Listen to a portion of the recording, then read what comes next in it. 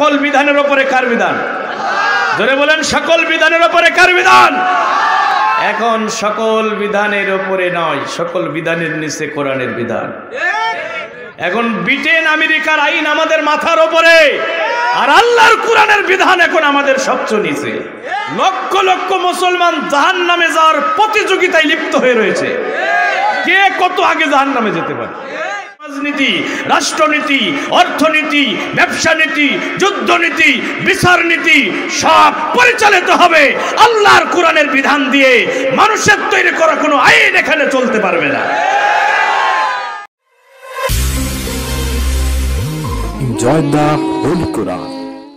একমাত্র অগ্রসরনায়ক, লাঞ্ছিত, বঞ্চিত, নিষ্পেষিত, নিপীড়িত মানুষের পরম হৃদয়ের বন্ধু, বিশ্ববরণ্য রাজনীতিবিদ, বিশ্বের সফল রাষ্ট্রনায়ক, নারীর অধিকার প্রতিষ্ঠার কতভয় নির্ভীক সৈনিক, এ পৃথিবীর অবিসংবাদিত মাজলুম জননেতা বিশ্বনবী জনাবে মুহাম্মদুর রাসূলুল্লাহ। যে বিশ্বনবী পৃথিবীর বুক থেকে মানুষের তৈরি করা জীবন ব্যবস্থা পরিবর্তন করে, উৎখাত করে, নস্যাৎ করে দিয়ে আল্লাহর জমিনে আল্লাহ প্রদত্ত ইসলামী জীবন ব্যবস্থা প্রতিষ্ঠার মহান আন্দোলনকে বিজয়ের মঞ্জিলে পৌঁছাতে গিয়ে তায়েফের মাটিতে বুকের তাজা রক্ত ঝরিয়েছেন। খন্দর উহুদের ময়দানে দান মোবারক শহীদ করেছেন। শিয়াবে আবি তালিবের পাহাড়িয়া জেলখানায় দীর্ঘ 3টি বছর কারারুদ্ধবন্দী মানবতর জীবনযাপন করেছেন। 53 বছর বয়সে জীবনের শেষ পড়ন্ত বিকেলে বাধ্য হয়েছেন প্রিয় মাতৃভূমি থেকে হিজরত করে মদিনায় যেতে। সেই মহামানবের প্রতি প্রাণ ভরে সালাতু সালাম পেশ করছি। আমরা সকলেই পড়ছি আল্লাহুম্মা সাল্লি আলা মুহাম্মদ, আল্লাহুম্মা বারিক আলা মুহাম্মদ। সব প্রতিকূলতাকে পিছনে ফেলে যারা আল্লাহর কোরআনের ভালোবাসায় সাড়া দিয়ে এখানে আসলেন, আপনারা কত বড় লাভ করেছেন জানেন? হাসরের ময়দানে আখিরাতে আদালতে যখন বিচার হবে, এই যে বৃষ্টি ভেজা পরিবেশে এখানে বসে কোরআন শুনছেন, এই জমিন আল্লাহর কাছে সাক্ষী দেবে। রব্বুল আমিন শীতের মধ্যে বৃষ্টি ভেজা পরিবেশকে উপেক্ষা করে, আরামের বিছানার মায়া ত্যাগ করে তোমার একদল কোরআন পাগল বান্দা বান্দি জান্নাতে সামিয়ানার নিচে এসে বসেছিল। ওই প্রতিকূল পরিবেশ তাদেরকে থামিয়ে দিতে পারে নাই। আল্লাহর কোরআনের ভালোবাসা তাদেরকে আটকাতে পারে না। আল্লাহর কোরআনের জন্য তারা এখানে ছুটে এসেছিল। আল্লাহ, এই জমিনের উপরে বসে বসে তারা কোরআন শুনেছিল, তুমি তাদের মাফ করে দাও। ইয়াউমাইযিন তুহাদ্দিসু আখবারাহা, ইয়াউমাইযিন তুহাদ্দিসু আখবারাহা। জমিন ওই দিন সব আল্লাহর কাছে বলে দেবে। এই যে জমিনের উপরে বসে কোরআন শুনছে, আল্লাহর কাছে এটা জমিন বলবে, আর আল্লাহর কাছে কাঁদবে জমিন। ফামা বাকাত আলাইহিমুস সামাউ ওয়াল আরদ। আকাশ কাঁদবে, জমিন কাঁদবে, কেঁদে কেঁদে আল্লাহর কাছে আমার আপনার জন্য মাগফিরাত কামনা করবে। সুবহানাল্লাহ বলেন। বন্ধুরা আমার, হাসরের ময়দানে আল্লাহ পাক বান্দার জবান বন্ধ করে দেবেন। তার হাত, পা, চোখ, কান তার বিরুদ্ধে সাক্ষী দেবে। জমিন, যে জমিনের উপরে সে চলাফেরা করেছে, এই জমিন তার পক্ষে বিপক্ষে সাক্ষী দেবে। জমিনের কোন জায়গায় বসে রাতের আধারে কাকে হত্যা করার জন্য পরিকল্পনা করেছ, জমিনের কোন জায়গায় বসে কাকে মিথ্যা মামলা দিয়ে জেলখানায় বন্দী করার ষড়যন্ত্র করেছ, জমিনের কোন জায়গায় বসে বসে কাকে ফাঁসির মঞ্চে ঝোলানোর ষড়যন্ত্রের বেড়াজাল তৈরি করেছ, আখিরাতে আদালতে জমিন সব আল্লাহর কাছে একটা একটা করে প্রকাশ করে দেবি। কেন প্রকাশ করবে? বি আন্না রব্বাকা আওহা লাহা। তার রব তাকে নির্দেশ দেবে। জমিন এমনি এমনি প্রকাশ করবে না। জমিনের মালিক কে? আল্লাহ নির্দেশ দেবে জমিনকে, জমিন সব বের করে দেবে। এখন বলেন তো, 97% মুসলমানের দেশে আল্লাহর কোরআনকে আমরা সামনে রেখেছি না পিছনে রেখেছি? বলবেন হুজুর, কোরআন তো আমাদের সামনে আছে, আলমারিতে আমরা যত্ন করে রেখে দিয়েছি। হ্যাঁ, কোরআন আলমারিতে যত্ন করে রাখার মানেই হলো সামনে রাখা না। কোরআনকে সামনে রাখার মানে হলো কালিমাতুল্লাহি হিয়া উলিয়া, সকল বিধানের উপরে থাকবে আল্লাহর কোরআনের বিধান।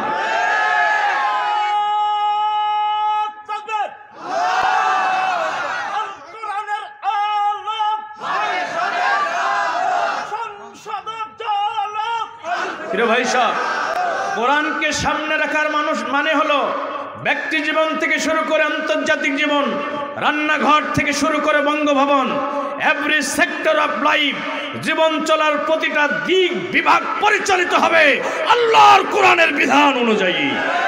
তার মানে আমার দেশের সমাজনীতি, রাষ্ট্রনীতি, অর্থনীতি, ব্যবসা নীতি, যুদ্ধনীতি, বিচার নীতি সব পরিচালিত হবে আল্লাহর কোরআনের বিধান দিয়ে। মানুষের তৈরি করা কোনো আইন এখানে চলতে পারবে না। কালিমাতুল্লাহি হিয়া উলিয়া, সকল বিধানের উপরে কার বিধান? ধরে বলেন, সকল বিধানের উপরে কার বিধান?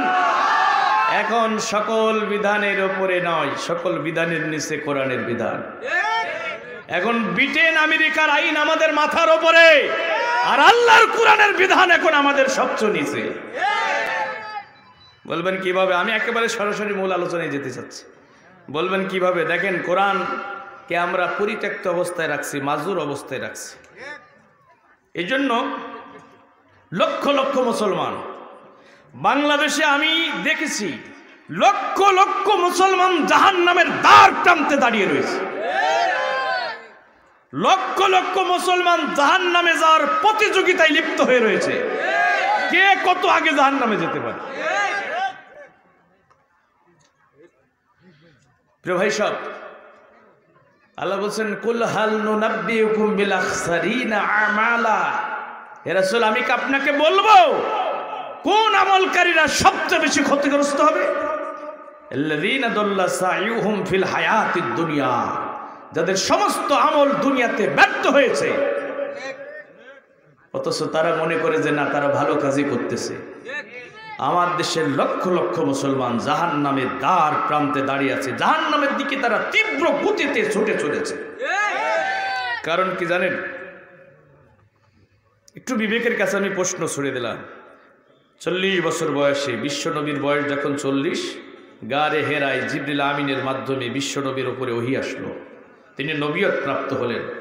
ইসলামের আনুষ্ঠানিক ইবাদত বন্দেগীর ভিতরে সবচেয়ে গুরুত্বপূর্ণ ইবাদত হলো সালাত। এবং হাসরের ময়দানে আল্লাহ সর্বপ্রথম বান্দাকে ডাকবেন। হাসরের ময়দানে আল্লাহ বান্দাকে ডাকবেন, একটা একটা করে ডাকবেন। বিশ্বাস করে মেয়র সাহেবকে ডাকবেন, এমপি সাহেবকে ডাকবেন, মন্ত্রী সাহেবকে ডাকবেন, এই যে মাদ্রাসার অধ্যক্ষ হাফেজ মাওলানা আব্দুল সামাদকে ডাকবেন, মা বোন যারা আছে আপনাদেরকেও আল্লাহ ডাকবেন। তো আল্লাহ ডেকে কি আপনাদের চেহারা দেখবেন? কথা বলেন না কেন? আল্লাহকে আপনাদের বংশমর্যাদা দেখবেন? আল্লাহকে আপনাদের ক্ষমতা দেখবেন? যে কে বিরোধী দলে ছিল, কে সরকারি দলে ছিল, আল্লাহ এটা দেখবেন? আল্লাহ ডাক দিয়ে বলবে, ওয়ায়ুদউনা ইলা সুজুদ। আল্লাহ আপনার চেহারা দেখার জন্য ডাকবে না, আল্লাহ আপনার বংশমর্যাদা দেখার জন্য ডাকবে না, আল্লাহ আপনাকে সেজদা দেওয়ার জন্য ডাকবেন।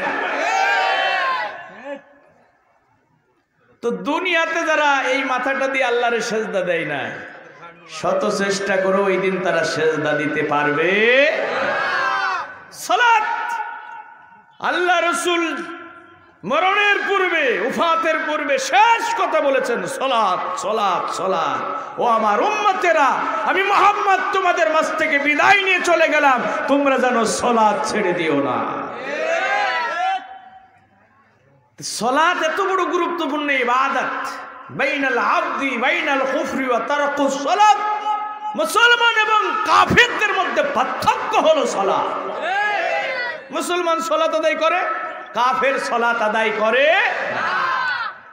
এত গুরুত্বপূর্ণ ইবাদত, আল্লাহ রাসূলের উপরে সর্বপ্রথমে এটার অর্ডার আসে নাই, বরং আল্লাহ রাসূল নবিয়তি জিন্দেগীর 13 বছর মক্কায় থেকেছেন। কয় বছর?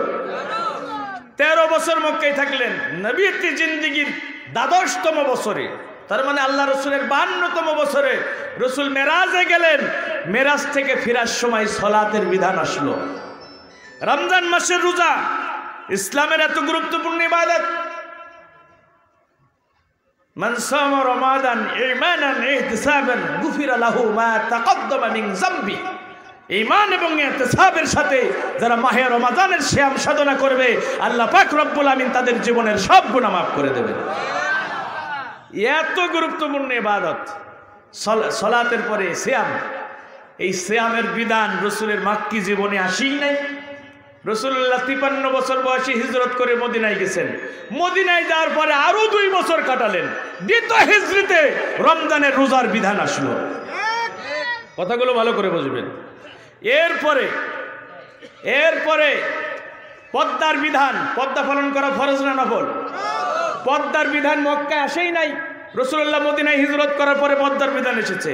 মদ হারাম হলো মদিনায়, সুদ হারাম হলো মদিনায়, জিনা হারাম হলো মদিনায়, শরিয়াতের আইনগুলো আসলো সব মদিনায়। কথা বলুন ঠিক কিনা? অথচ গারে হেরাই জিবরিল আমিনের মাধ্যমে দরবার ইলাহি থেকে বিশ্বনবীর উপরে সর্বপ্রথম ওহী আসলো। আল্লাহ পাক রব্বুল আমিন বিশ্বনবীকে অর্ডার করলেন, এখানে অ্যাডভাইস করেন নাই, এখানে উপদেশ দেন নাই, সরাসরি বিশ্বনবীকে আল্লাহ অর্ডার করেছেন, ইকরা বিসমি রাব্বিকাল্লাযী খলাক, রিড রিড, ও নবী আপনি পড়ুন পড়ুন, read by the name of Allah who has created you. নবী আপনি পড়ুন আপনার আল্লাহর নামে যিনি আপনাকে সৃষ্টি করেছেন। আচ্ছা বলেন তো রসুলকে আল্লাহ কি পড়তে বললেন? কোরআন। তাহলে ইসলামী শরিয়াতে 1 নম্বর ফরজ বিধান হলো কোরআনের জ্ঞান অর্জন করা। আজকে বাংলাদেশের মুসলমানদের ইসলামের প্রতি ভালোবাসার দরদের কোনো অভাব নাই। এদেশের মুসলমানদের প্রতি ফোঁটা রক্তের সাথে আল্লাহর কোরআনের ভালোবাসা মিশে আছে। এ জাতির মুসলমানেরা জীবনের দামে আল্লাহর কোরআনকে ভালোবাসে। দুঃখজনক হলেও সত্য কথা, এদেশের অধিকাংশ মুসলমানের কোরআনের সঠিক বুঝ নাই। কোরআনের সঠিক জ্ঞান না থাকার কারণে, সঠিক ইসলাম না বোঝার কারণে এদেশের লক্ষ লক্ষ মুসলমান মনের অজান্তেই কোরআনের দুশমনদের সাথে হাত মিলিয়েছে। আমার কথাগুলো খুব ভালো করে বুঝবেন। সর্বপ্রথমে ফরজ হলো কোরআনের জ্ঞান অর্জন করা। অথচ বাংলাদেশের 90% মুসলমান কোরআন পড়তে পারে, আবার যারা পড়তে পারে বুঝে পড়ে না, তেলাওয়াত করে, চুমা খাই, আলমারিতে যত্ন করে রেখে দেয়। ওই জন্য এই যে বাড়ির পাশে, এই যে এক হিন্দু বেটার বাড়ির পাশে মুসলমানদের মসজিদ, তো মসজিদে মুসল্লিরা সালাত আদায় করে, রুকু থেকে ওঠার সময় ইমাম সাহেব কি কয়? সামি আল্লাহু লিমান হামিদা। তো হিন্দু বেটা চিন্তা করে হামিদা হয়তো কারো মেয়ে এটাই হবে। তো এক মুরব্বী মুসল্লি চাচারে ডাক দিয়ে বলতেছে, চাচা যান, আপনারা যে মসজিদে সালাত আদায় করেন শুধু কন হামিদা হামিদা, এই হামিদা আবার কার মেয়ে গো? তো মুরব্বী মুসল্লি চাচা বলছে, আমি তো 60 বছর ধরে নামাজ কালাম করতেছি, রমজান মাসে রোজা রাখি, হ্যাঁ তাহাজ্জুদে সালাত আদায় করি মাঝে মাঝে, তো এই হামিদা যে কার মেয়ে তা তো বলতে পারবো না গো। হামিদা কি কারো মেয়ের নাম? সামি আল্লাহু লিমান হামিদা। আমি এমন এক রবের প্রশংসা করলাম যিনি আমার প্রশংসা শুনলেন। সুবহানাল্লাহ সুবহানাল্লাহ। বন্ধুরা, আমার দেশের মুসলমানরা নামাজ কম পড়তে পারে, আমার দেশের মুসলমানদের কোরআনের জ্ঞান কম থাকতে পারে, কিন্তু কোরআনের প্রতি ভালোবাসার ঘাটতি নাই।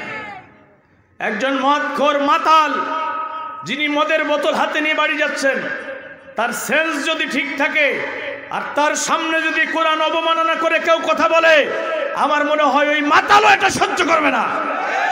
ইতিহাস সাক্ষী, 1974 সালে দাউদ হায়দার যখন আল্লাহ রসুলকে লাম্পট বলে গালি দিয়েছিল, ইতিহাস সাক্ষী বাংলাদেশের মুসলমানেরা যারা মদ্যশালায় মদের বোতল নিয়ে মাতাল অবস্থায় পড়েছিল, যারা নৃত্যশালায় নর্তকীদের আড্ডায় লিপ্ত ছিল, দাউদ হায়দার বিশ্বনবীকে গালি দিয়েছে। এই জাতির মুসলমানেরা, এ ভূখণ্ডের মুসলমানেরা বরদাস্ত করে নাই। ওই দিন মদ্যশালায় মদের বোতলে লাথি মেরে, নৃত্যশালায় নর্তকীদের আড্ডায় লাথি মেরে বাংলার মুসলমানেরা মাথায় কাফনের কাফন বেঁধে রাজপথে ঝাঁপিয়ে পড়েছিল। এমন দুর্বার অপ্রতিরোধ্য আন্দোলন গড়ে তুলেছিল, ওই আন্দোলনের বারুদের মুখে দাঁড়িয়ে দাউদ হায়দারের মতো নাস্তিক বাংলার সবুজ ভূখণ্ডে দাঁড়াতে পারে নাই, দেশ ছাড়তে বাধ্য হয়েছে। কথা বলুন ঠিক কিনা? আজ ওই জাতির মুসলমানেরা, আজ ওই জাতির মুসলমানেরা আল্লাহর কোরআনকে হৃদয় দিয়ে ভালোবাসে। আজও যদি কোরআনের উপর আঘাত আসে, আজও যদি বিশ্ব নবীর ইজ্জতের উপর আঘাত আসে, দল মত নির্বিশেষে বাংলার মুসলমানেরা রাজপথে নামতে বাধ্য হবে। কথা বলুন ঠিক কিনা?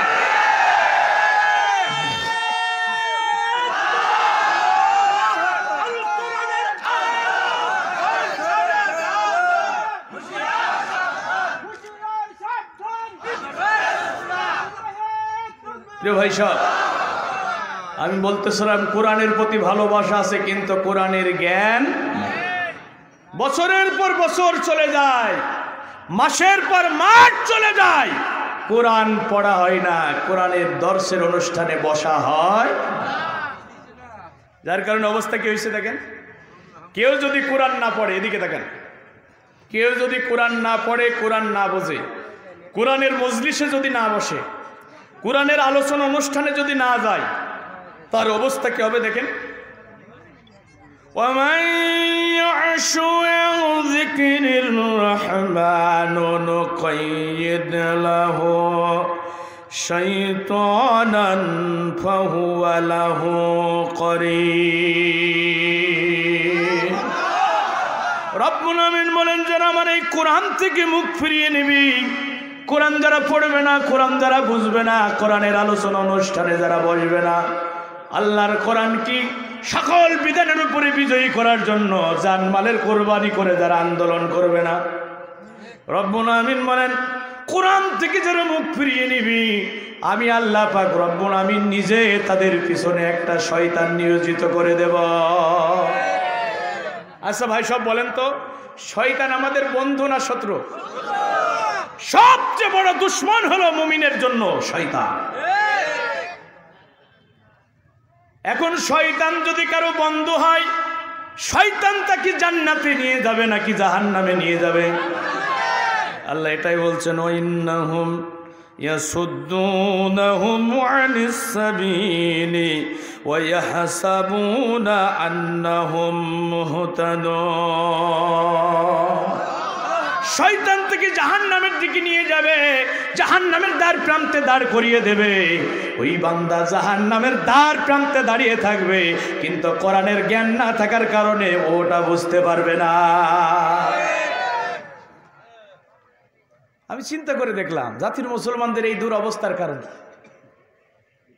কোরআন স্পষ্ট বলে দিচ্ছে, কোরআনের সাথে সম্পর্ক নাই, ওর সম্পর্ক শয়তানের সাথে।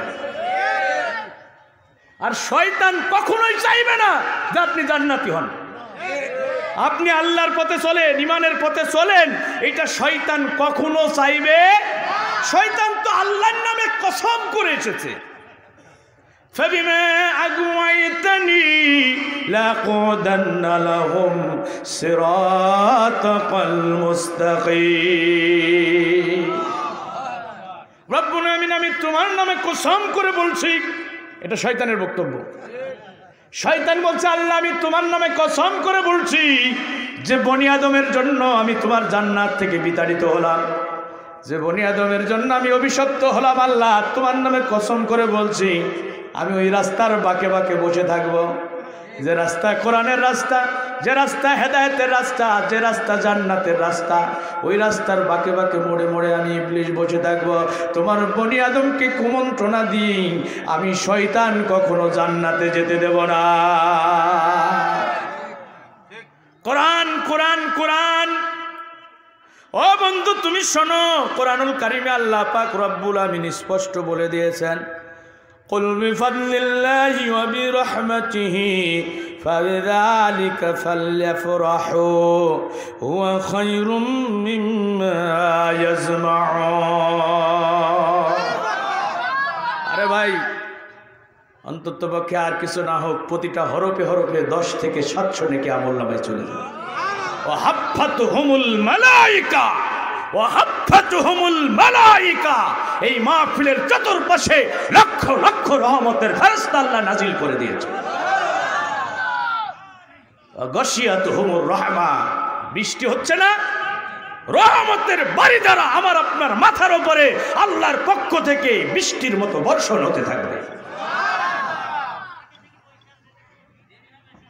বন্ধুরা আমার, আল্লাহ বলছেন, নবী আপনি বলুন, দুনিয়াবাসীর জন্য আমি আল্লাহ যত নিয়ামত দিয়েছি, যত করুণা করেছি, আমি আল্লাহর পক্ষ থেকে দুনিয়াবাসীর জন্য সবচেয়ে বড় করুণা হলো আমারে কোরআন।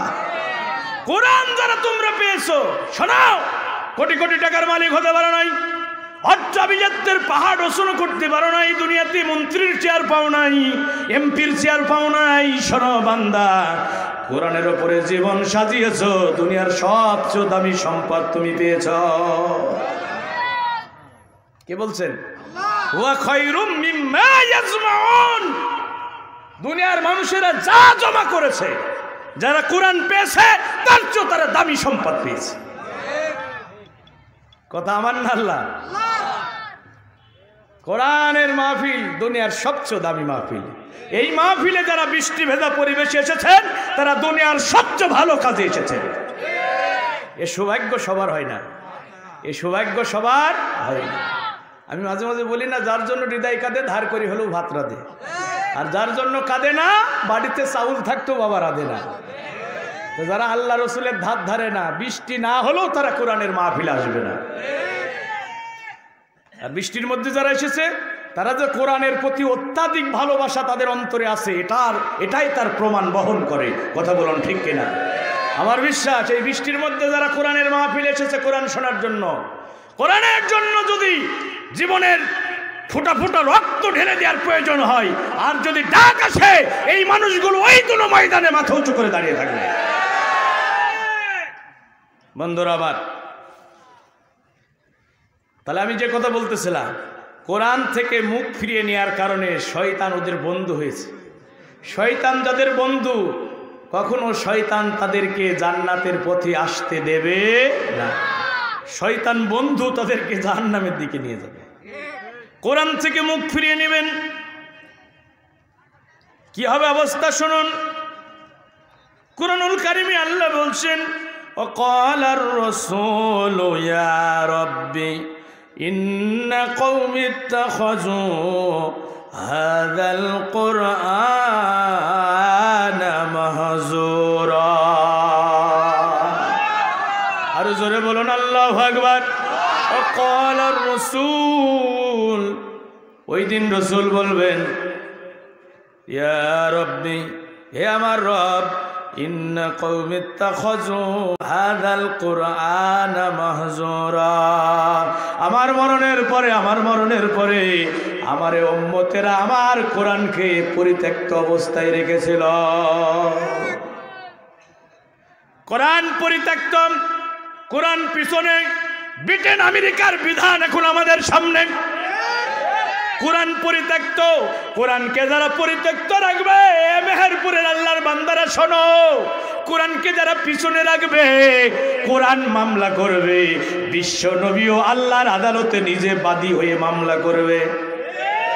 রাসূল যদি কারো বিরুদ্ধে মামলা করে, সে কি জান্নাতে যাওয়ার সুযোগ পাবে?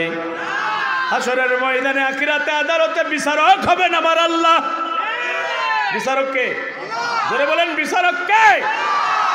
বিশ্ব নবী হবেন উকিল, আমরা হব আসামি। জমিন সাক্ষী হবে, কিরামান কাতিবিন সাক্ষী হবে, হাত পা চোখ কান নাক নিজের সাক্ষী দেবে। আপনার হাত আপনার বিপক্ষে সাক্ষী দেবে, আপনার চোখ আপনার বিপক্ষে সাক্ষী দেবে, আপনার মুখ আপনার বিপক্ষে সাক্ষী দেবে। কথা আমার না আল্লাহ? আল-ইয়াওমা নাখতিমু আলা আফওয়াহিহিম ওয়া তুকাল্লিমুনা আইদিহিম ওয়া তাশহাদু আরজুলুহুম বিমা কানু ইয়াকসিবুন। সূরা ইয়াসিন 23 নম্বর পারা। বন্ধুরা আমার, জবান বন্ধ হয়ে যাবে, হাত পা চোখ কান নিজের বিপক্ষে সাক্ষী দেবে। ওই দিন বিশ্বনবী হবেন উকিল, কিন্তু রাসূল সবার পক্ষে শাফায়াত করবে। একজন উম্মতের বিরুদ্ধে রাসূল নিজে বাদী হয়ে আল্লাহর আদালতে মামলা করবে। রাসূল নিজে মামলা করবে, রাসূল নিজে মামলা করবে। وقال الرسول يا ربي إن قوم اتخذوا هذا القرآن مهجورا। কোরআনকে যারা মাজুর অবস্থায় রাখবে, কোরআনকে যারা পরিত্যক্ত রাখবে, রাসূল নিজে তাদের বিরুদ্ধে মামলা করবে। এদেশের জমিন ভরা শহীদ গাজীর গোরস্থানে, এদেশের বুকে অসংখ্য আউলিয়ারা ঘুমিয়ে আছে।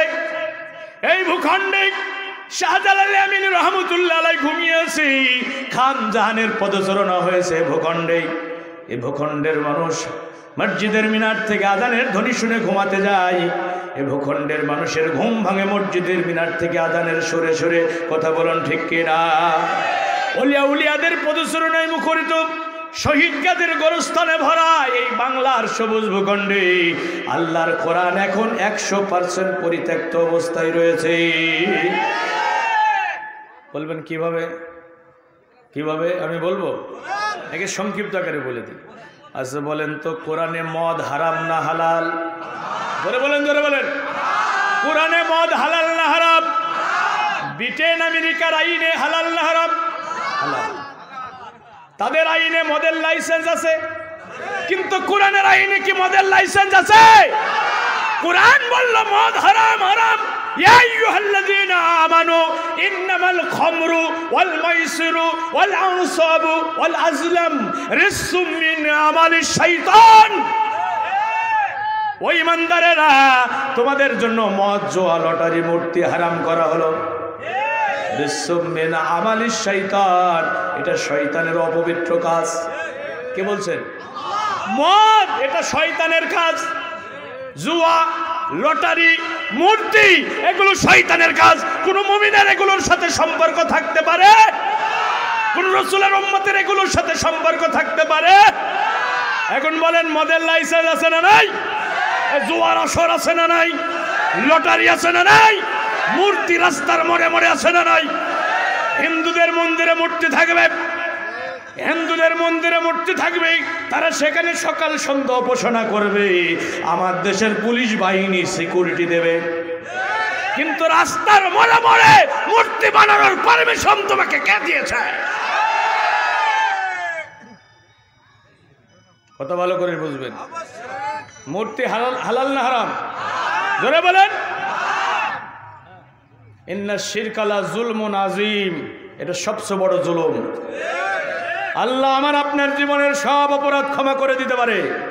শোনো মেহেরপুরের মুসলমানেরা, ইন্নাল্লাহা লা ইয়াগফিরু আন ইউশরাকা বিহি, নিশ্চয় আল্লাহ ক্ষমা করবে না তার সাথে শিরকের গুনাহ। ওয়া ইয়াগফিরু মা দুনা যালিকা লিমান ইয়াশা, এছাড়া অন্য যে কোনো গুনাহ আল্লাহ যাকে ইচ্ছা ক্ষমা করে দেবে। সুবহানাল্লাহ বলেন। এরপরে বলেন, কোরআনে সুদ হালাল না হারাম? জোরে বলতে হবে, আরো জোরে। কত পার্সেন্ট হারাম? এদিকে দেখা। ওয়াজারু মা বাকিয়া মিনার রিবা, তোমার রব বলেছে, ওই আকাশ জমিনের মালিক বলেছে, ওয়াজারু মা বাকিয়া মিনার রিবা, হে মেহেরপুরের ইমানদারেরা, সুদের বকেয়া ছেড়ে দাও। এটা কার নির্দেশ? জোরে বলেন, এটা কার নির্দেশ? আহাল্লাল্লাহুল বাইয়া ওয়া হাররামার রিবা, তোমাদের জন্য ব্যবসাকে হালাল করা হলো, সুদকে হারাম করা হলো। আমার এই নির্দেশ আসার পরেও যদি সুদ না ছাড়ো, শোনো আল্লাহর ঘোষণা শোনো, ফাইল্লাম তাফআলু ফাহযানু বিহারবিন মিনাল্লাহি ওয়া রাসূলিহি, তাহলে আমি আল্লাহ এবং আমার রাসূল, আমি আল্লাহ এবং আমার রাসূলের বিরুদ্ধে যুদ্ধ করার জন্য তৈরি হও। সুদের সবচেয়ে ছোট গুনাহ হলো মার সাথে জিনা করা, আর সবচেয়ে বড় গুনাহ হলো আল্লাহ এবং রাসূলের বিরুদ্ধে যুদ্ধ করা। এটা তো আপনারাও জানেন নাকি? হ্যাঁ, 1 টাকা সুদের যে খায়, বিশ্ব নবী বলেন 36 বার জিনা করার গুনাহ তার আমলনামায় লেখা হয়। 1 টাকা সুদ খাইলে কয়বার জিনা? 36 বার। যারা 1000 টাকা সুদ খেয়েছো, 36,000 বার জিনা করেছো। নিষিদ্ধ পল্লীতে যে প্রস্টিটিউট থাকে, ওরা তো জীবনে 36,000 বার জিনা করার সুযোগ পায় না মনে হয়। ওই পতিতারে দেখলে আপনি ঘৃণা করেন কিনা? থুতু নিক্ষেপ করেন। ও যদি মারা যায় ওর জানাজা হয় না, কোন ইমাম সাহেব ওর জানাজা পড়ায় না, কোন মুসল্লি তার জানাজায় হাজির হয় না। পতিতা, কথা বলেন। মাটি চাপা দাও, ওর আবার জানাজা কিসের? পতিতার মেয়ে, পতিতার ছেলেরা সমাজে কোনো সম্মান পায় না। কোনো পতিতার মেয়েকে কেউ বিয়েও করতে চায় না। কোন পতিতার সাথে কেউ আত্মীয়তার সম্পর্ক করতে চায়? অথচ ভাইরা আমার, পতিতাকে আপনি থুতু নিক্ষেপ করেন। একজন পতিতারে যদি আপনি এত ঘৃণা করেন, তাহলে তারা যারা সুদ খার, যারা সুদখোর, যারা সুদ খায়, সুদের সাথে যারা সম্পর্ক রেখেছি, পতিতার মুখে যদি থুতু নিক্ষেপ করা হয়, ওই সুদখোরের মুখে তো জুতো মারা দরকার। কথা বলুন ঠিক কিনা? পতিতারে দেখলে আপনি থুতু নিক্ষেপ করেন, অথচ সুদখোররে আপনি নেতা বানান। সুদখোর আপনার মসজিদের সভাপতি, সেক্রেটারি, আছে না নাই? এখন যদি উচিত কথা কই, তাহলে পিঠের ওপর দিয়ে যাবে মই। এ ভাই, এটা বাস্তব কথা বলছে আমি। আমাদের বাংলাদেশের চিত্র বলছে, শুধু কোরআনের জ্ঞান না থাকার কারণে এই অবস্থা। পতিতা নিষিদ্ধ পল্লীতে যে মেয়েটা থাকে, ওর জানাজায় আপনি যান না, কোন ইমাম ওর জানাজার নামাজ পড়তে চাই না, অথচ সুদখোরের জানাজার নামাজ হয় কিনা? অথচ ওই পতিতার চেয়ে সুদখোর অপরাধী বেশি না কম? কথা বলেন না কেন? 1000 টাকা খাইলে কয় হাজার বার? 36,000 বার। কি করেছে? জিনা। জিনা 1 টাকায় 36 বার। 1 টাকায়। শোনেন ভাই, বিশ্ব নবী বলছেন, কেউ যদি 1000 টাকা দিয়ে একটা পাঞ্জাবি কেনে, একটা জুব্বা কেনে, 1 টাকা যদি তার ভিতরে সুদের টাকা থাকে, 999 টাকা হালাল, আর 1 টাকা সুদের। ওই সুদ, 1 টাকা সুদ থাকার কারণে ওই জামা গায়ে দিয়ে যত নামাজ পড়বে, এক ওয়াক্ত নামাজও আল্লাহর দরবারে কবুল হবে না। এখন সুদ আছে না নাই? রূপালী, পুবালী, সোনালী, আশা, প্রশিকা, ব্র্যাক ব্যাংক, গ্রামীণ ব্যাংক, আছে না না? আরো জোরে বলেন, আছে না না? লাইসেন্স, লাইসেন্স দেয়া মানে কি? বৈধ করে দেয়া। হালাল আরবিতে বলে কি? হালাল। বাংলায় বলে বৈধতা। হ্যাঁ, লাইসেন্স দেয়া মানে বৈধতা দিয়া। সুদের লাইসেন্স আছে না নাই? সুদ হারাম করলো কে? মানে কোরআনে আল্লাহ বলছে সুদ হারাম, এখন আপনি লাইসেন্স দিলেন। কোরআনকে অবমাননা করা হলো না সম্মান করা হলো? তার মানে কোরআন পরিত্যক্ত করা হলো। কোরআনের আইন মানলেন না, এটা ভিন্ন কথা, কিন্তু কোরআনের আইনের এগেইনস্টে আইন পাশ করার মানে হলো কোরআনকে অবমাননা করা। কথা বলুন ঠিক কিনা? এই যে কোরআন অবমাননা, কোরআন পরিত্যক্ত। কোরআন পরিত্যক্ত অবস্থায় আছে, আপনি সকাল সন্ধ্যা জিকির করে, হ্যাঁ, মাথায় টুপে, মুখে দাড়ি, হ্যাঁ, মসজিদের সভাপতি, খানাই কাবার সেক্রেটারি, নিশ্চিন্তায় ঘুমিয়ে ঘুমিয়ে জান্নাতে যার স্বপ্ন দেখছেন, জান্নাতে যাওয়া কি আসলে যাবে? আল্লাহে রব্বি কাবা। শোনো মেহেরপুরের মুসলমানেরা, জান্নাতে একসাথে এভাবে বসতে চায়, জান্নাতের ভিতরে পাশাপাশি এভাবে থাকতে চায়, কিন্তু কোরআনকে পরিত্যক্ত অবস্থায় রেখে জান্নাতে যাওয়ার সুযোগ নাই। আম হাসিবতুম তাদখুলুল জান্নাহ। জান্নাতের মালিক, ওই জান্নাতের মালিক তিনি বলেছেন, শোনো বান্দা শোনো, জান্নাতে যার স্বপ্ন নিয়ে কোরআনের মাহফিলে বসে আছে, না বান্দা না, এত সহজে আমার জান্নাতে যাওয়া যাবে না। ওয়ালাম্মান ইয়ালামিল্লাহুল্লাযীনা জাহাদু মিনকুম ওয়া ইয়ালামাস সাবিরিন। জান্নাতে ঢোকানোর আগে, জান্নাতে প্রবেশ করানোর আগে, জান্নাতের টিকিট তোমার হাতে দেওয়ার আগে আমি আল্লাহ দেখে নেব, আমি আল্লাহ জেনে নেব, আমি আল্লাহ দেখে নেব, দেখে নেব। এই মেহেরপুরের আল্লাহর বান্দারা, আমি আল্লাহ দেখে নেব তোমাদের মধ্যে কারা কোরআনকে পরিত্যক্ত অবস্থা থেকে সম্মানের জায়গায় বসানোর জন্য চেষ্টা করেছে, কোরআনকে বিজয়ী করার জন্য কারা কারা চেষ্টা করেছে। এটা না দেখে জান্নাত দেয়া হবে? এটা এই কথা আমার না আল্লাহর। কোরআন পরিত্যক্ত, কোরআনের বাণী আমার আপনার সামনে নীরবে নির্ভীতে গুমরে গুমরে কাঁদে। রসুলের আদর্শ আমার আপনার সামনে আজকে পদদলিত হয়। এই অবস্থায় কোরআনকে বিজয়ী করার জন্য, রসুলের আদর্শকে উচ্চকিত করার জন্য আপনি যদি চেষ্টা না করেন, আল্লাহ বলছে আমি জান্নাত দেব না। কথা কার? জোরে বলেন এই যুবকেরা, কথা কার? জান্নাতের মালিক আমিও না, আপনিও না। জান্নাতের মালিক কে? তো মালিক বলছে জান্নাতে ঢুকতে হলে কোরআনকে বিজয়ী করার জন্য কাজ করতে হবে। আচ্ছা বলেন তো, একজন নবী, একজন সাহাবী আপনি কি পাবেন যে যারা কোরআন বিজয়ী করার জন্য চেষ্টা করে নাই, এরকম একজন পয়গম্বর, একজন সাহাবীকে আপনি পাবেন? জোরে বলেন, জোরে বলেন। একজন সাহাবী যদি আপনি দেখাতে পারেন যে না, এই সাহাবী কোরআন বিজয়ী করার জন্য চেষ্টা করে নাই, আল্লাহ তাকে জান্নাত দিয়েছে, তাহলে আমি এই ওয়াজ ছেড়ে দেবো। একজন সাহাবী আপনি দেখাতে পারবেন না। আচ্ছা, আব্দুল্লাহ ইবনে উম্মে মাকতুম, আব্দুল্লাহ ইবনে উম্মে মাকতুম, তিনি অন্ধ সাহাবী, কোরআনের হাফেজ ছিল, সুবহানাল্লাহ বলেন, আরো জোরে বলেন। তিনি চোখে দেখতেন না। তো রাসূলুল্লাহ যখন জিহাদের ময়দানে যেতেন, আব্দুল্লাহ ইবনে উম্মে মাকতুমকে মসজিদে নববীর ইমামতির দায়িত্ব দিয়ে যেতেন। এই দেখেন আব্দুল্লাহ ইবনে উম্মে মাকতুম ইয়ারমুকের যুদ্ধের সময়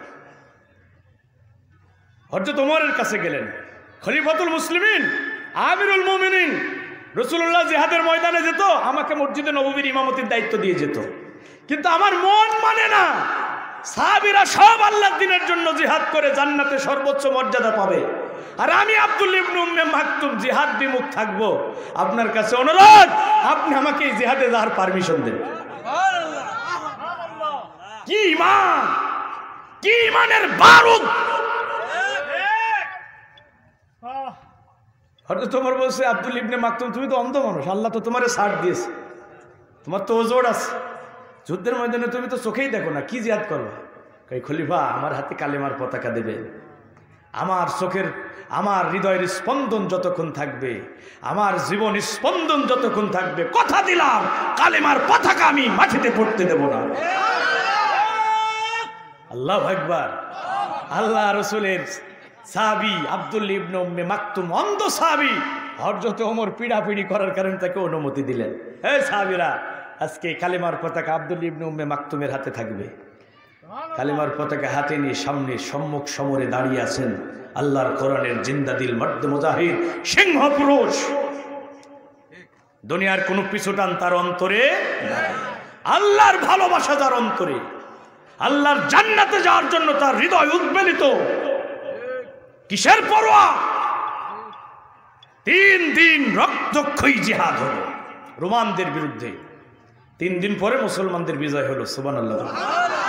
7 দিন আবি আক্কাস বলছেন, আমি রণাঙ্গন পরিদর্শন করে দেখতেছিলাম, আমি লক্ষ্য করে দেখলাম আল্লাহর নবীর অন্ধ সাহাবী আব্দুল্লাহ ইবনে উম্মে মাকতুম জিহাদের ময়দানে পড়ে আছে, ঘোড়ার খুরের আঘাতে তার সমস্ত শরীর ক্ষত বিক্ষত হয়ে গেছে, কিন্তু আল্লাহর কোরআনের সৈনিক, জিন্দা দিল, মর্দে মুজাহিদ, কালেমার পতাকা, ইসলামের ঝান্ডা বুকের সাথে জড়ায়া ধরে পড়ে রয়েছে।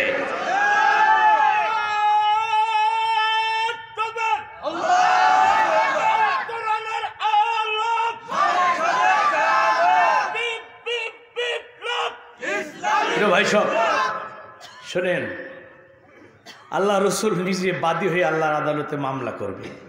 আচ্ছা, রসুল যখন বিদায় নিয়ে চলে গেছে তখন কোরআন বিজয়ী ছিল না পরিত্যক্ত ছিল?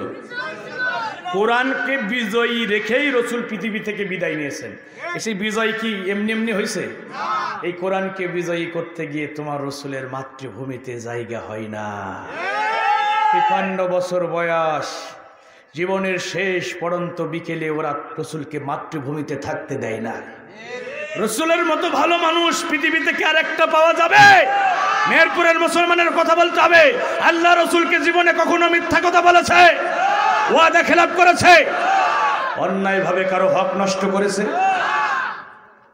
বরং রসুলের চেহারা দেখলে এতিম সন্তানগুলো মা হারানোর বেদনা ভুলে যায়, বিধবারা স্বামী হারানোর বেদনা ভুলে যায়, ক্ষুধার্ত মানুষের পেটের ক্ষুধার যন্ত্রণা দূর হয়ে যায়। আমার রসুল হ্যাঁ বললে হালাল হয়ে যায়, না বললে হারাম হয়ে যায়।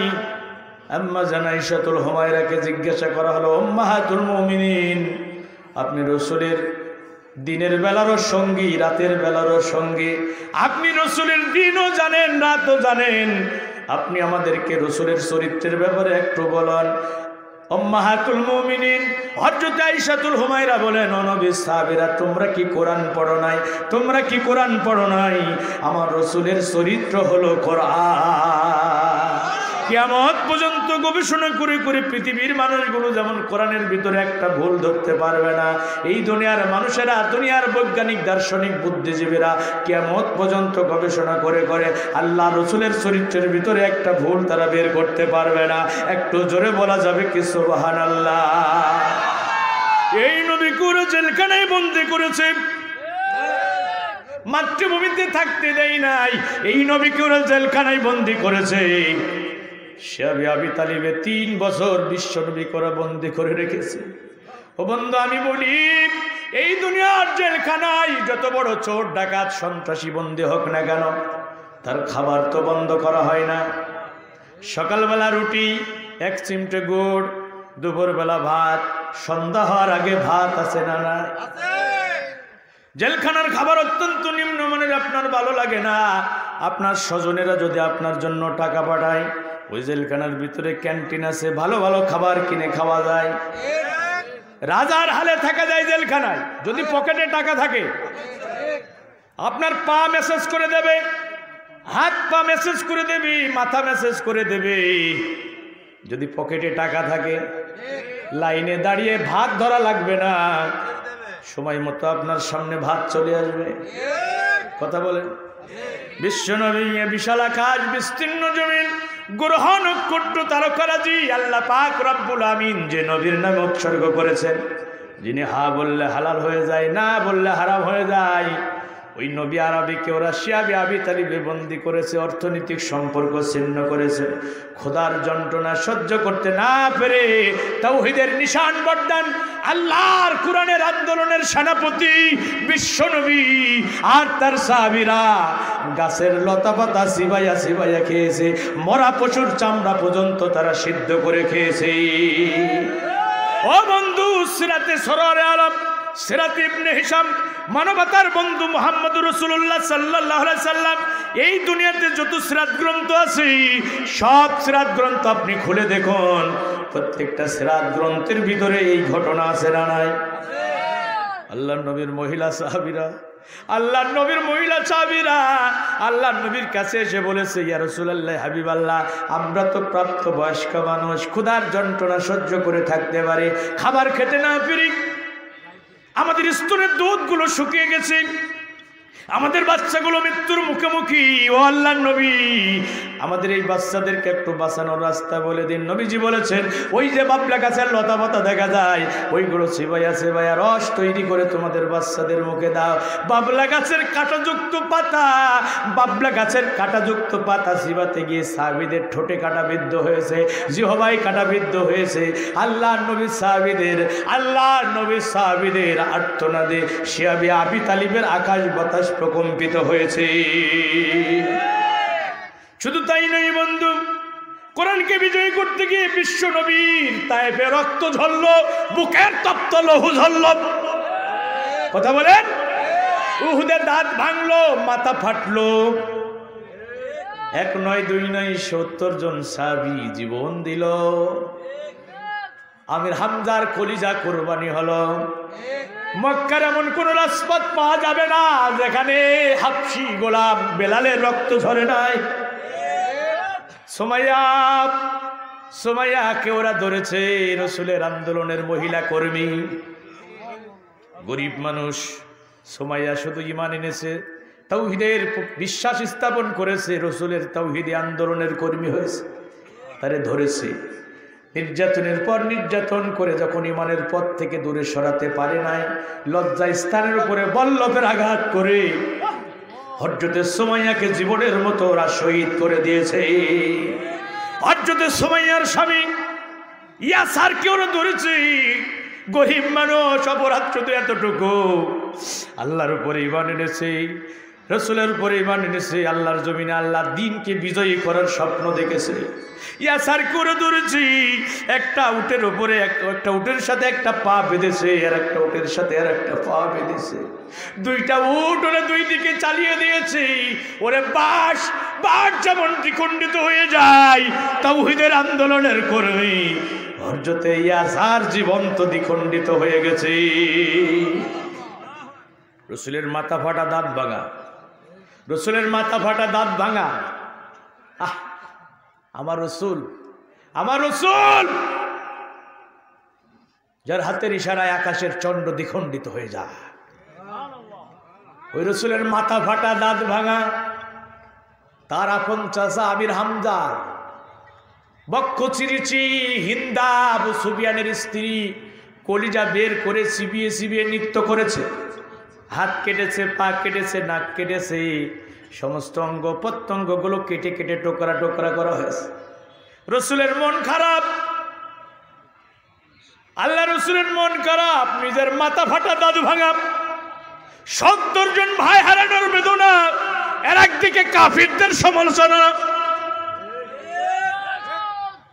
এখনো আছে না নাই? মিষ্টি বিতরণ আছে না নাই? আনন্দ মিছিল আছে না না? রসুলের মন খারাপ, আল্লাহ সান্ত্বনা দিচ্ছেন, আল্লাহ সান্ত্বনা দিচ্ছেন। وكأين من نبي قاتل معه ربيون كثير فما وهنوا لما أصابهم في سبيل الله وما ضعفوا وما استكانوا الله يحب الصابرين الله أكبر الله أكبر। আমাদেরও কলিজায় রক্তক্ষরণ হয়, আমাদেরও কলিজায় রক্তক্ষরণ হয়, আমাদেরও অন্তর ক্ষত বিক্ষত। সারাটা জীবন যারা আল্লাহর জমিনে আল্লাহর কোরআনের রাজ কায়েমের স্বপ্ন দেখলো, সারাটা জীবন যারা কোরআনের মশাল হাতে বাংলার টেকনাফ থেকে তেতুলিয়া রূপসা থেকে পাথুরিয়ার জনপদে ঘুরলো, শুধু কোরআনকে বিজয়ী দেখার অপরাধে, শুধু কোরআনকে বিজয়ী করার স্বপ্ন দেখার কারণে নির্মমভাবে তাদেরকে শহীদ করা হয়েছে। কথা বলেন, এই মেহেরপুরের জনপদে আছে না না? কত সন্তান এতিম, কত বোন বেদবা, কত মা কলেজার টুকরা সন্তান হারিয়ে কাঁদতে কাঁদতে চোখের পানি শুকিয়ে ফেলেছে। তাদের উল্লাস আছে না নাই? আমাদের কলিজায় রক্তক্ষরণ হয়। আল্লাহ বলে কেঁদো না, ও কোরআনের আন্দোলনের কর্মীরা কেঁদো না, চোখের পানি মুছে ফেলো। নবী কেন কাঁদো? তোমার আগে যত নবী এসেছে প্রত্যেকটা নবী আল্লাহর দ্বীনের জন্য সংগ্রাম করেছে। নবীরা একা সংগ্রাম করে নাই, নবীর সাথীরাও সংগ্রাম করেছে। সংগ্রাম করতে গেলে কি ফুলের মালা পাওয়া যায়? বলেন, দিনের জন্য লড়াই করতে গেলে কি ফুলের মালা পাওয়া যায়? তলোয়ারের আঘাত আসে, বর্ষার আঘাত আসে, তীরের আঘাত আসে, কলিজা ক্ষত বিক্ষত হয়, রক্ত ঝরে। এজন্য আব্দুল্লাহ বিন মুবারক রাহিমাহুল্লাহ রণাঙ্গন থেকে ফুজাইল ইবনে আয়াজকে চিঠি লিখেছেন। হে খানায়ে কাবার ইবাদতকারী ফুজাইল ইবনে আয়াজ, তুমি ইবাদত করতেছো হেরেম শরীফের মধ্যে বসে, যেখানে 1 রাকাত নামাজ পড়লে 1 লক্ষ রাকাত নামাজ আদায়ের সওয়াব পাওয়া যায়। শোনো, আমি আব্দুল্লাহ বিন মুবারক আল্লাহর দ্বীনের জন্য জিহাদের ময়দানে শত্রুর মুখোমুখি দাঁড়িয়ে ইবাদত করছি। তোমার ইবাদত আর আমার ইবাদত যদি তুলনা করা হয়, ফুজাইল ইবনে আয়াজ শোনো, আমার ইবাদতের কাছে তোমার ইবাদত ছলনা ছাড়া আর কিছু নয়। চিঠি লিখছেন আল্লাহর দ্বীনের মুজাহিদ মুহাদ্দিস আব্দুল্লাহ বিন মুবারক জিহাদের ময়দান থেকে হেরেম শরীফের মধ্যে ইবাদতকারী ফুজাইল ইবনে আয়াজকে চিঠি লিখছেন। আল্লাহু আকবার বলেন। চিঠির ভাষা দেখেন। এ ফুজাইল ইবনে আয়াজ, বিশ্ববিখ্যাত পীর, তুমি খানায়ে কাবার মধ্যে বসে ইবাদত করছো। ওখানে ইবাদত করলে তো 1 রাকাতে 1 লক্ষ রাকাত নামাজের সওয়াব। আর আমি ইবাদত করছি আল্লাহর দ্বীনকে বিজয়ী করার জন্য রণাঙ্গনে জিহাদের ময়দানে শত্রুর মুখোমুখি দাঁড়িয়ে। আমার ইবাদত আর তোমার ইবাদত যদি তুলনা করা হয়, আমারটার কাছে তোমারটা চলো না। কত বড় কথা! হে ফুজাইল ইবনে আয়াজ, তুমি ইবাদত করতে করতে তোমার যখন জাজবা চলে আসে, আল্লাহর প্রেম যখন তোমার অন্তরে উদ্বেলিত হয়, চোখের পানিতে তোমার দাড়ি ভিজে যায়, তোমার জামা ভিজে যায়।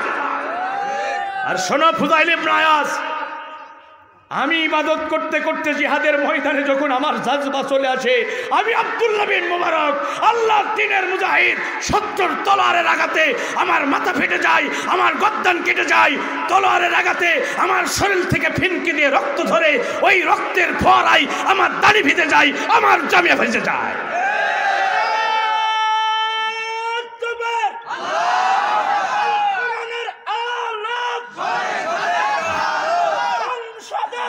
শোনেন, আব্দুল্লাহ বিন মুবারক বলছে, শোনো, তুমি ইবাদত করার সময় আতর গোলাপ সুগন্ধি ব্যবহার করো, সুরমা পরো, আতর মাখো। আমি এটার বিরোধিতা করি না, কারণ আমার রাসূল সুগন্ধি ভালোবাসতেন। তবে আমার জিহাদের ময়দানে আতর মাখার সুযোগ হয় না।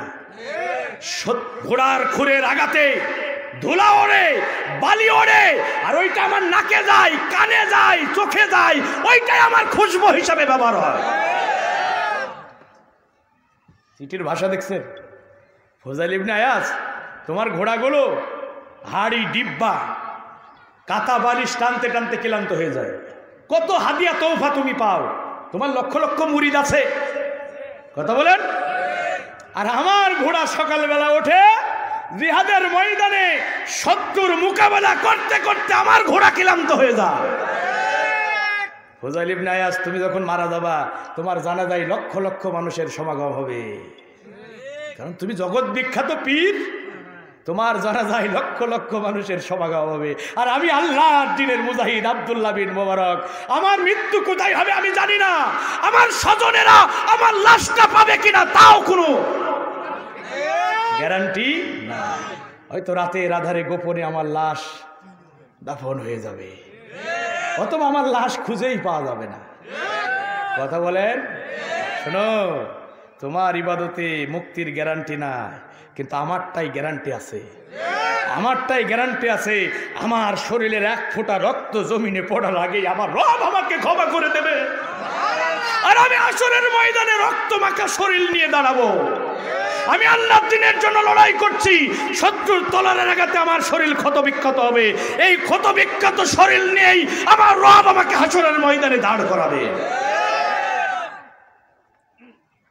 তোমারটাই গ্যারান্টি নাই, আমারটাই মুক্তির গ্যারান্টি আছে। আমার এক ফোঁটা রক্ত জমিনে পড়ার আগেই আমার রব আমাকে মাফ করে দেবে। সুবহানাল্লাহ বলবেন না? ভাইরা, আবার আল্লাহ রসুলকে সান্ত্বনা দিচ্ছেন, ও নবী, তুমি কি ইতিহাস পড়ো না? তোমার ভাই জাকারিয়া আলাইহিস সালামকে ওরা করাত দিয়ে কেটে দ্বিখণ্ডিত করেছে। জাকারিয়া আলাইহিস সালামের কলিজার টুকরা সন্তান, জামানার শ্রেষ্ঠ পয়গম্বর ইয়াহইয়া পয়গম্বরকে জেলখানার ভিতরে জবাই দেওয়া হয়েছে, কথা বলেন। ওয়ায়াকতুলুনান নাবিয়্যিনা বিগাইরি হক, ওয়ায়াকতুলুনান নাবিয়্যিনা বিগাইরি হক, এটা কোরআনের আয়াত নাকি আমার বানানো কথা? অসংখ্য নবীকে, অসংখ্য পয়গম্বর যাদেরকে রিসালতের দায়িত্ব পালনের জন্য আমার আল্লাহ মনোনীত করেছেন, তাদেরকে অন্যায়ভাবে কতল করা হয়েছে, হত্যা। আমার কথা না আল্লাহর কথা।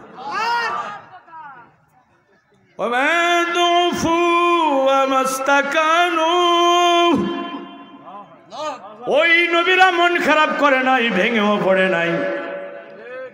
কাউকে ওরা ধরেছে করাত দিয়ে কেটে দ্বিখণ্ডিত করে ফেলেছে, কাউকে ধরেছে ফুটন্ত তেলে ছেড়ে দিয়েছে, নবী কাউকে ধরেছে জ্বলন্ত আগুনে ফেলে দিয়েছে, লোহার চিরুনি দিয়ে আশ্রয় আশ্রয় শরীর থেকে গোস্তগুলো আলাদা করেছে, ঘর বাড়িগুলো বুলডোজার দিয়ে ভেঙে মাটির সাথে মিশিয়ে দেওয়া হয়েছে, চাকরি থেকে বরখাস্ত করা হয়েছে, বাবারে জেলখানায় বন্দি করা হয়েছে, স্ত্রী দেখার জন্য গিয়েছে, ছেলে দেখার জন্য গিয়েছে, ছেলেটারও বন্দি করা হয়েছে, কথা বলেন। একটা মামলাকে ভেঙে ভেঙে শত মামলা বানানো হয়েছে, কষ্টের পরে কষ্ট এসেছে, যাতনার পরে যাতনা এসেছে, বিপদের পর বিপদ চতুর্দিক থেকে তাদের গিলে ফেলেছি। নবী ওয়া মা দাউফু ওয়া মাস্তাকানু, তারা হতাশ হয় না, মন খারাপও করে না, বরং সাথীদের লাশ শহীদ, রক্তমাখা সাথীদের শহীদ সাথীদের কি ওরা কবরে দাফন করে দিয়েছে, চোখের কোণে পানি এসেছে। আল্লাহ দিনের মুজাহিদরা চোখের পানি মুছে ফেলে আবার নতুন করে শপথ নিয়ে আল্লাহর জমিনে আল্লাহর কোরআনকে বিজয়ী করার জন্য তারা জিহাদের ময়দানে ঝাঁপিয়ে পড়েছে। একটা সেকেন্ডের জন্য তারা বাতিলের কাছে মাথা নত করে না। আল্লাহু ইউহিব্বুস সাবিরিন, আল্লাহ এই ধরনের সবরকারী মুজাহিদদের বেশি ভালোবাসেন।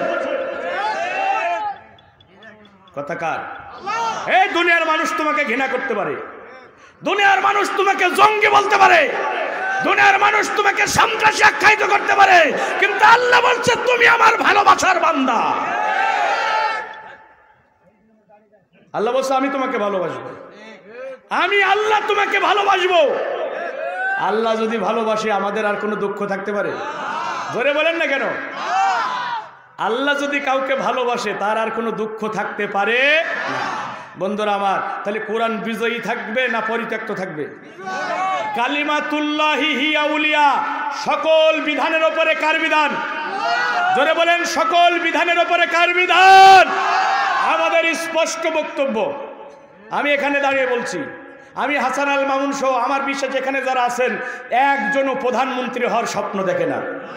কথা বলেন, আমাদের অন্তরে প্রধানমন্ত্রী হওয়ার স্বপ্ন নাই, আমাদের অন্তরে রাষ্ট্রপতি হওয়ার স্বপ্ন নাই, আমরা কোটি কোটি টাকার মালিক হতে চাই না, আমরা অর্থ অভিজাত্যের পাহাড় রচনা করতে চাই না, কিন্তু আমরা একটা স্বপ্ন লালন করি, আমরা একটা স্বপ্ন বাস্তবায়ন করতে চাই, সেটা হলো জমিন আল্লাহর, এখানে আইন চলবে আল্লাহ, সকল বিধানের উপরে আল্লাহর কোরআনের বিধানকে আমরা দেখতে চাই।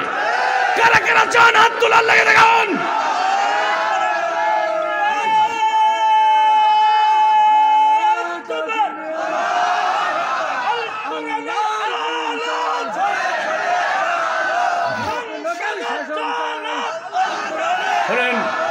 শোনেন ভাই, আমি কি কোনো দলের আইনের কথা বলেছি? কোনো দেশের, কোনো গোষ্ঠীর? কার আইন? কার আইন? আল্লাহর কোরআনের আইনের কথা বলেছি। কোরআনের আইনের কথা বললে অনেকের মুখ লাল হয়ে যায়, কালো হয়ে যায়। কোরআনের আইনের কথা বললে অনেকের কলিজায় জ্বালা পোড়া শুরু হয়। শোনেন, নামাজের কথা বললে রাগ হয় না, রোজার কথা বললে রাগ হয় না, কিন্তু কোরআনের আইনের কথা বললে যদি কারো রাগ হয় তার ঈমান নষ্ট হয়ে যাবে, তার ঈমান বাতিল বাতিল বাতিল। আপনি যান কোন মুহাদ্দিসের কাছে যাবেন, কোন মুফতির কাছে যাবেন, আমি কোরআনের দলিল দিয়ে, আমি কোরআনের আয়াত দিয়ে দলিল দিয়ে যাচ্ছি। কোরআনের একটা বিধান অস্বীকার করা তো দূরে থাক, কোরআনের একটা বিধান যদি কেউ অপছন্দ করে তার ঈমানও বাতিল, আমলও বাতিল। তাম জীবনে যত আমল করবে সব বাতিল, তার নামাজ বাতিল, তার রোজা বাতিল, তার হজ বাতিল, তার যাকাত বাতিল, সব বাতিল। যালিকা বিআন্নাহুম কারিহু মা আনজালাল্লাহু ফাআহবাতা আমালাহুম। যত আমল সে করেছে কোরআনের বিধান অপছন্দ করার কারণে সব বাতিল বাতিল বাতিল। আচ্ছা, এটা আমার কথা না, আল্লাহর। সূরা মুহাম্মদ বলেন, সূরা মুহাম্মদ আয়াত নম্বর 9। আয়াত নম্বর কত? আচ্ছা আমি বলেন সূরার নাম, বলেন মুহাম্মদ। সূরার নাম আরো জোরে, জোর হলো না। সূরার নাম, আয়াত নম্বর, আয়াত নম্বর মনে থাকবে তো? তাহলে ওয়াজ শুধু শুনলে হবে না, এই বুকের ভিতরে রেকর্ড করে নিয়ে যে মানুষকে শোনাতে হবে। সবাই কিন্তু কোরআনের মাহফিলে আসবে না, যে ভাইরা আসে নাই তাদের কাছে আমার এই দাওয়াত পৌঁছে দিতে হবে, কারণ জাতির মুসলমানদেরকে বাঁচাতে হবে। আমরা কোন দলের এজেন্ডা হিসেবে এখানে বক্তব্য দিতে আসি নাই, কোন রাজনৈতিক দলের লেজর বৃত্তি করার জন্য হাসান আল মামুন আসি নাই। আমি এসেছি জাহান্নামের দ্বার প্রান্তে দাঁড়িয়ে থাকা আমার মুসলিম ভাই বোনদেরকে জান্নাতের পথে ফিরিয়ে আনতে। ভাইরা আমার, ভাইরা আমার, তাহলে সকল বিধানের উপরে, সবার উপরে, সবার উপরে আল্লাহ মানে কোরআন, সবার উপরে কোরআন। আল্লাহর কোরআন থাকবে উপরে, আর মানুষের তৈরি করা আইন থাকবে পায়ের নিচে। কথা বলুন, কথা বলুন। কোরআনকে বিজয়ী দেখতে চাই না যারা, ইমানদার হতে পারবে না তারা, স্পষ্ট কথা। আর কোরআনকে যারা বিজয়ী দেখতে চায় এরা মরলে শহীদ, বাঁচলে গাজী, উভয় অবস্থায় আল্লাহ রাজি। আমি একটা হাদিস শোনাই আপনাদের, শেষের দিকে চলে আসছি। আল্লাহর নবী একটা জানাজায় অংশগ্রহণ করলেন, সুবহানাল্লাহ বলেন। তো সাহাবীরা বলছেন, ইয়া রাসূলুল্লাহ, লোকটা খুবই খারাপ মানুষ, এই লোকটা খুবই খারাপ, খুবই খারাপ, আপনি জানাজার নামাজ পড়াবেন না। এদিকে তাকান, মজার ঘটনা। তা আল্লাহ রসুল বলছে, ও আমার সাহাবীরা, এই লোকটা একটা ভালো কাজ করেছে, তোমরা কি সাক্ষী দিতে পারবা? একজন সাহাবী দাঁড়িয়ে গেলেন, বললেন, ইয়া রাসূলুল্লাহ, ইয়া রাসূলুল্লাহ, আমরা জিহাদের ময়দান থেকে ফিরতেছিলাম। সুবহানাল্লাহ বলেন, আরো জোরে বলেন। কোথা থেকে? কোথা থেকে? জিহাদের ময়দান থেকে ফিরতেছিলাম। জিহাদ হয় কি? জমি দখল করার জন্য? আল্লাহর কোরআনকে বিজয়ী করার জন্য, দিন বিজয়ী করার জন্য। কথা বলুন ঠিক কিনা? তো রাতে পথে মধ্যে আমাদের রাত হয়ে গেল, একটা জায়গায় আমরা মুজাহিদরা তাবু গাড়লাম। এই মৃত ব্যক্তি সারা রাত ঢাল আর তলোয়ার নিয়ে আল্লাহর দ্বীনের মুজাহিদদের তাবু পাহারা দিয়েছে। ও যুবকেরা শোনো, ও যুবকেরা, কার পিছনে ছুটছো? কার আদর্শ বিজয়ী করার জন্য জৈবনের শক্তি ব্যয় করছো? কোনো লাভ নাই, কোনো লাভ নাই। ওই মানব রচিত আইন প্রতিষ্ঠান আন্দোলন করবা, Karl Marx, Lenin, Rousseau, Hegel, ভোল্টেয়ারের আদর্শ বাস্তবায়নের জন্য তুমি জান প্রাণ খরচ করবা, মরার সাথে সাথে জাহান্নাম। ফাহামিন জুসা জাহান্নাম, ফাহামিন জুসা জাহান্নাম, ও ইনসামা ও সাল্লা ও জামা আন্নাহু মুসলিম। মানুষের তৈরি করা আইন প্রতিষ্ঠার জন্য যারা জৈবন সৃষ্টি করবে, জীবন দেবে, মানুষকে ডাকবে, ও মান দা বিদা ওয়াল জাহিলিয়াত, জাহিলি মতবাদের দিকে যারা মানুষকে ডাকবে, তোমার রাসূল বলেছে ফাহামিন জুসা জাহান্নাম, তারা জাহান্নামের লাড়কি হবে।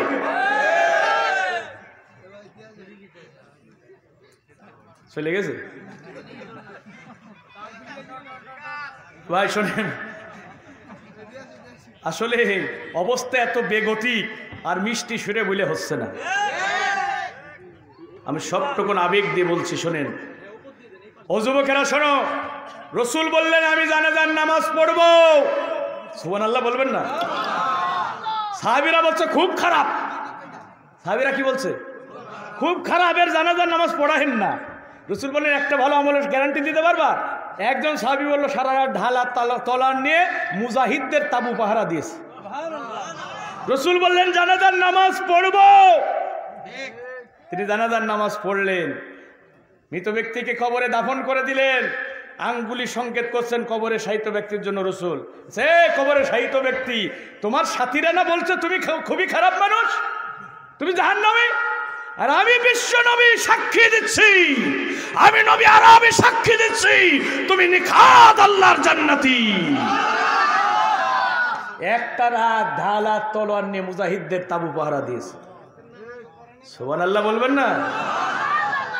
বন্ধুরা, আমার রসুল বলছেন, আমার সাহাবীরা, শুধু মানুষের বাহ্যিক চেহারা দেখো না, তার অন্তরের ভিতরে ইমানি জাজবাটাও দেখো। আল্লাহর দ্বীনের জন্য তার হৃদয়ের ভিতরে ভালোবাসা ছিল। আল্লাহর কোরআনকে সে বিজয়ী দেখতে চেয়েছে, আল্লাহর দ্বীনের মুজাহিদদের তাবু পাহারা দিয়েছে। কথা বলুন ঠিক কিনা? ও মুসলমানরা, কোরআন এখন পরিত্যক্ত। এই কোরআনকে বিজয়ী করার জন্য আপনার হৃদয়ের ভিতরে তামান্না থাকতে হবে। আপনি ঘুমাতে যাবেন এই স্বপ্ন বুকে নিয়ে যে কখন কোরআন বিজয় হবে, আবার ঘুম থেকে উঠবেন কোরআনকে বিজয়ী দেখার স্বপ্ন নিয়ে। কোরআনকে যদি বিজয়ী দেখতে হয়, কোরআনের মাদ্রাসার দরকার আছে না নাই? বলেন, কোরআনের প্রতিষ্ঠানের দরকার আছে না নাই?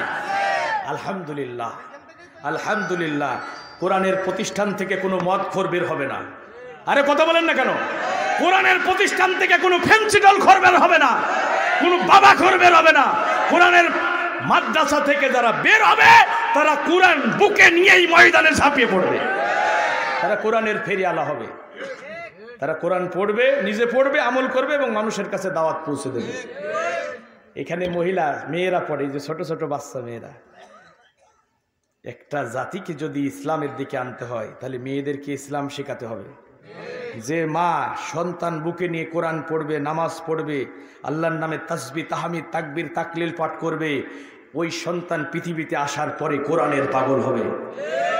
আর যে মা সন্তান পেটে নিয়ে স্টার জলসা জি বাংলা সিরিয়াল দেখবে, হলিউড ঢালিউড বলিউডের নায়িকাদের সিনেমা দেখবে, ওই সন্তান পৃথিবীতে আসার পরে ক্যাটরিনা কাইফের পাগল হবে। এটাই স্বাভাবিক, কথা বলুন ঠিক কিনা? আলহামদুলিল্লাহ, এটাকে আল্লাহ পাক দ্বীনের মার্কাজ হিসাবে কবুল করুন। আমরা বলছি আমিন।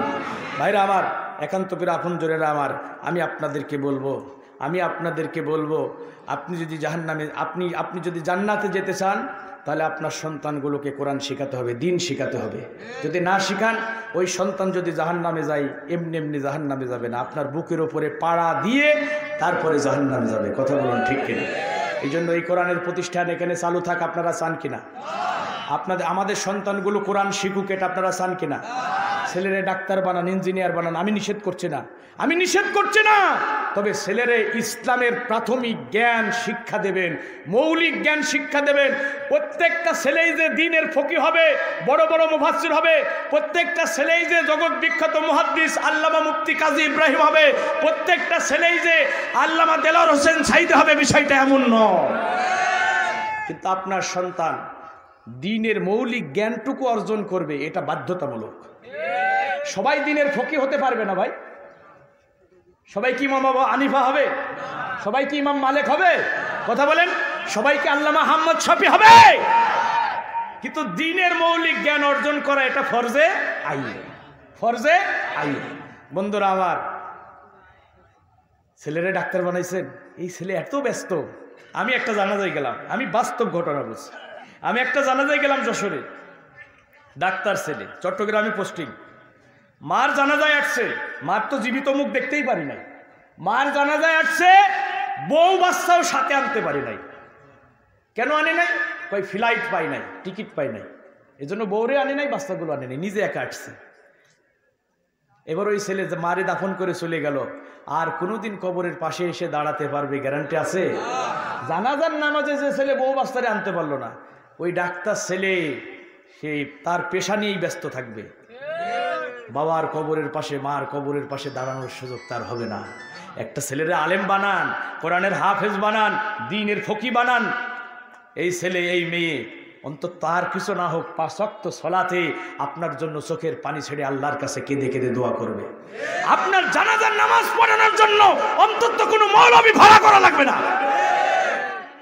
আপনার ছেলে আপনার জানাজার নামাজ ইমামতি করবে, আপনার মেয়ে আপনার জন্য দোয়া করবে, রব্বির হাবহুমা কামা রব্বায়ানি সগীরা।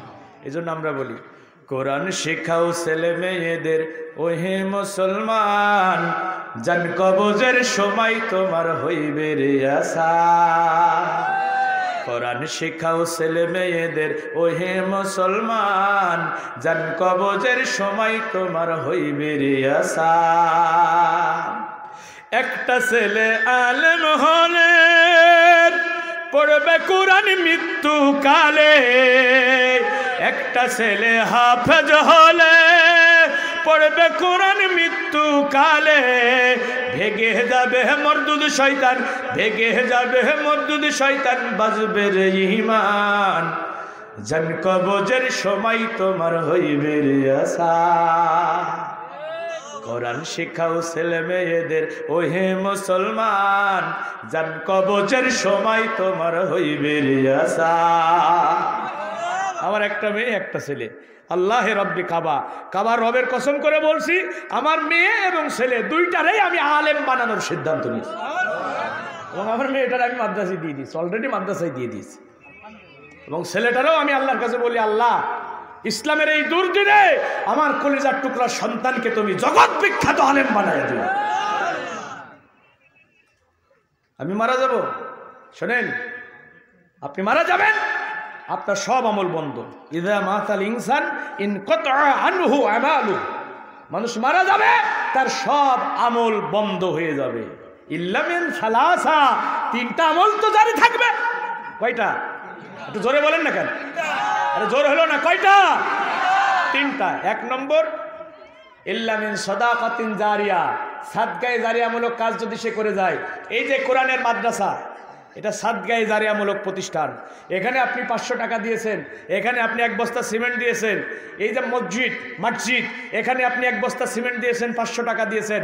আমি থাকবো না, আপনি থাকবেন না, মাদ্রাসা থাকবে, দ্বীনের মার্কাজ থাকবে। সেজদা দেওয়ার স্থান মসজিদ থাকবে, 5 ওয়াক্ত সালাতে মুয়াজ্জিন আজান দেবে, আল্লাহর বান্দারা এখানে ঝাঁপিয়ে পড়বে, সেজদায় মস্তকটা নত করে দেবে, চোখের পানি ছেড়ে আল্লাহর দরবারে কাঁদবে। এখানে কোরআনের তেলাওয়াত হবে, আল্লাহর নামে তাসবিহ তাহমিদ তাকবীর তাকলিল পাঠ হবে। বিশ্বাস করুন আর নাই করুন, ওই মসজিদে যতদিন ইবাদত হবে, ওই মাদ্রাসায় যতদিন কোরআনের শিক্ষা চালু থাকবে, আমি আপনি কবরে শুয়ে শুয়ে সবের হাতিয়া পেতে থাকবো। আরো জোরে বলুন। তাহলে এই কোরআনের প্রতিষ্ঠান ভালোবাসার দরকার আছে না নাই? কোরআনের প্রতিষ্ঠান ভালোবাসা মানেই হলো আল্লাহর কোরআনকে ভালোবাসা। আমি আপনাদেরকে বলি শোনেন, এখানে একটা কোরআন থাকলে ভালো হতো, নাই, এখন আর দরকার নাই। এই মাদ্রাসার পাশ দিয়ে যাবেন, মাদ্রাসার দিকে একটু তাকাবেন, দুচোখ উন্মুক্ত করে তাকাবেন, হৃদয়ের সবটুকু আবেগ দিয়ে তাকাবেন। আমি আপনাদের বলছি, তাকিয়ে থাকবেন আর বলবেন, আল্লাহ আমি বড় দুর্ভাগা, তোমার কোরআনের আলেম হতে পারি নাই। আমি বড় দুর্ভাগা, হতভাগা, আমি কোরআন শিখতে পারি নাই। তুমি তোমার কোরআনকে আমি হৃদয় দিয়ে ভালোবাসি। আল্লাহ আমার তো সুযোগ হয় নাই। এখানে ছেলেরা প্রতিদিন কোরআন পড়ে, এই প্রতিষ্ঠানে প্রতিদিন মেয়েরা কোরআন পড়ে, এখানে কোরআনের হাফেজা বের হবে, তারা দিক বিদিক ছড়িয়ে পড়বে, মানুষকে কোরআন শিক্ষা দেবে। আল্লাহ আমি তো কোরআন পড়তে পারি নাই, আমি বড় দুর্ভাগা। আল্লাহ কি দেব তোমার কোরআনের জন্য? আমি গরিব মানুষ, টাকা নাই, 50টা টাকা 100টা টাকা প্রতিষ্ঠানে দিয়ে হৃদয়ে ভালোবাসা রেখে দিয়েন। আল্লাহ ইখলাসের সাথে দিয়েন, ইখলাসের সাথে দিয়েন। বন্ধুরা আমার, কোরআনটার বুকের সাথে জড়িয়ে ধরে কাঁদবেন, এ কোরআন আমি বড় হতভাগা, তোরে শিখতে পারি নাই, তোরে পড়তে পারি না, আমি বড় দুর্ভাগা। বুকের সাথে জড়িয়ে ধরে কাঁদবেন। তোর ভিতরে আল্লাহ সব রোগের সেবা দিয়েছেন, অন্তরের রোগের সেবাও দিয়েছেন, শারীরিক রোগের সেবাও দিয়েছেন। সুবহানাল্লাহ বলেন। ওয়ানুনাজ্জিলু মিনাল কোরআনি মা হুয়া শিফাউ ওয়া রাহমাতুল লিল মুমিনিন। সুবহানাল্লাহ বলবেন না? কোরআনটারে বুকের সাথে জড়ায় ধরবেন। কোরআন দেখলে তো এখন 100 হাত দূরে চলে যান।